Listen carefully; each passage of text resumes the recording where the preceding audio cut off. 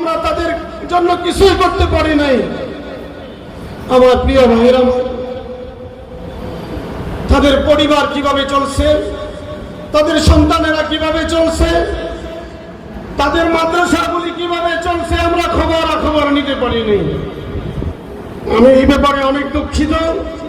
আমার কওমি উলামায়ে কেরাম সংগঠন করে অভ্যস্ত, সংগঠন অনেকগুলি করি, অনেক সংগঠনের সাথে জড়িত থাকি, কিন্তু সংগঠনের মধ্যে আমাকে সভাপতি দিতে হবে, আমাকে প্রধান অতিথি বানাইতে হবে, আমাকে সংগঠনের মধ্যে মহাসচিব বানাইতে হবে।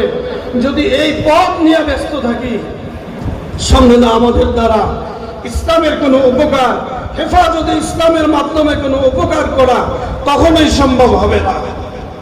কারণ আমাকে মনে করতে হবে আমি হেফাজতের একজন কর্মী, আমাকে দায়িত্ব নিয়ে সব কাজ করতে হবে। এই জন্য আমি অসুস্থ অনেক দিন যাবৎ। আমার মুরব্বীদের কাছে দোয়া চাই, আল্লাহ তাআলা যেন সুস্থ করে দেন। আমি চেষ্টা করি প্রত্যেকটা ওয়ার্ডে আমাদের থানার মুরব্বীদের সাথে, আমাদের জোনের মুরব্বীদের সাথে যখন যেখানে ডাকে আমি সে ডাকে সাড়া দেওয়ার জন্য চেষ্টা করি। আমার ভাইদেরকে অনুরোধ করব, প্রত্যেকটা মিটিংয়ে আমরা যারা দায়িত্বে আছি, আমরা যারা নিজ জিম্মায় সময় দিয়ে হেফাজতে ইসলামের ব্যানারে থেকে আমরা যেন দ্বীনের খেদমত করতে পারি, ইসলামের খেদমত করতে পারি। ইসলাম বিরোধী যখন এই দেশে কোনো মানুষ, কোনো নাস্তিক যখন জবান খুলবে, ওই জবানকে যেন স্তব্ধ করে দিতে পারি, ওই জবানকে যেন গলা টিপে জনমের জন্য বন্ধ করে দিতে পারি, এই চেষ্টা শুধু আমাদের থাকবে। আমার প্রিয় ভাইরা, আমি আমার মুরব্বীদের কাছে একটু দিক নির্দেশনা চাবো। আমাদের কমিটিতে যারা দায়িত্বে আছেন, কে কি কাজ করবে তাদের দায়িত্ব থাকে।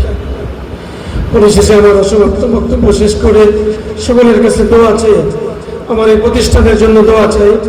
আল্লাহ তাআলা যেন এই প্রতিষ্ঠানকে কবুল করে নেন, আমরা যেন একমাত্র আল্লাহ তাআলাকে রাজি খুশির জন্য এই প্রতিষ্ঠানের খেদমত করতে পারি। আল্লাহ তাআলা যেন তৌফিক দান করেন। ওমা আলাইনা ইল্লাল বালাগ। আসসালামু আলাইকুম ওয়া রাহমাতুল্লাহি ওয়া বারাকাতুহু। হযরতকে অসংখ্য ধন্যবাদ সংক্ষিপ্ত বক্তব্য দেওয়ার জন্য।